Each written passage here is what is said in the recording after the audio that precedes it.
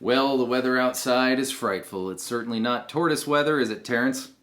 But Terrence can take heart in the fact that Madam Secretary Pat Prime has sent him some lettuce with a note attached imploring me to do a Beach Boys song of my choosing. Thank you, Madam Secretary Pat Prime. We'll just put this down real quick and then we'll...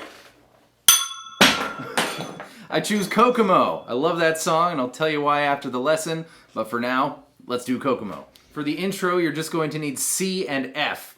Aruba, Jamaica, 5, 6, 7, 8, F.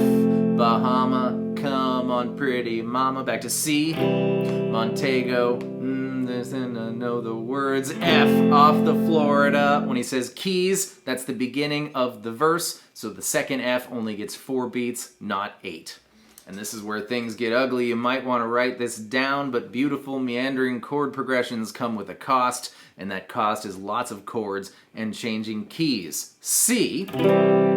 C major 7 is take your pointer finger off your C. Followed by G minor. It's a bar chord starting on the E string 3, 5, 5.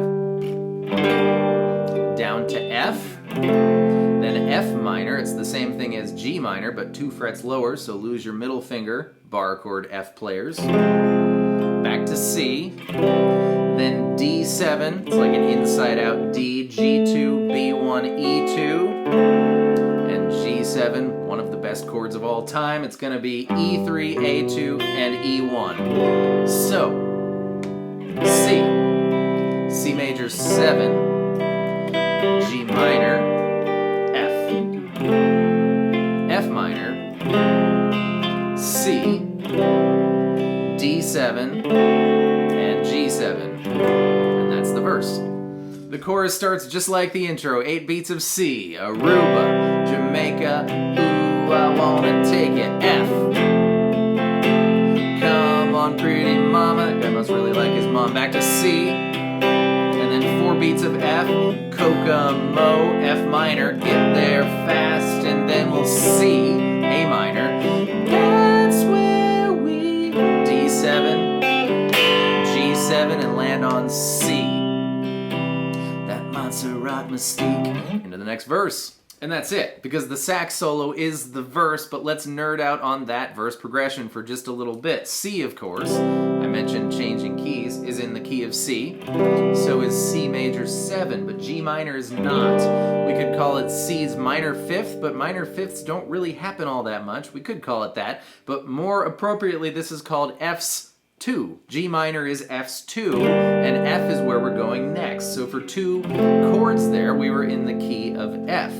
Until we hit F minor, which is C's minor 4. Minor 4s are more of a thing. And look at that, we're going back to C right after the F minor before we hit D7, which is in neither F nor C. We could call D the 5th of the key of G, which is where we're going next, which also serves as C's 5th.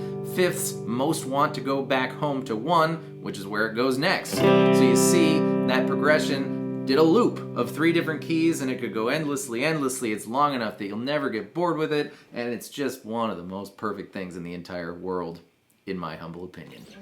But more than just a perfect chord progression, this song is probably the first song on the radio anyways that I was ever aware of. It was 1988, and our after-school bus driver, because kindergartners rode the bus home from school in 1988, used to blast the radio. He was one of those 80s hippies dudes, and that's the year that this song was all over the radio, so I will never hear Kokomo and not be taken back to Danvers, Massachusetts in the late 80s. Thank you for letting me rant, and I would like to know, faithful watchers until the end, what is that song for you and why? Thank you so much for being here. I hope that was fun and helpful, and I will see you next time with more stuff. Goodbye.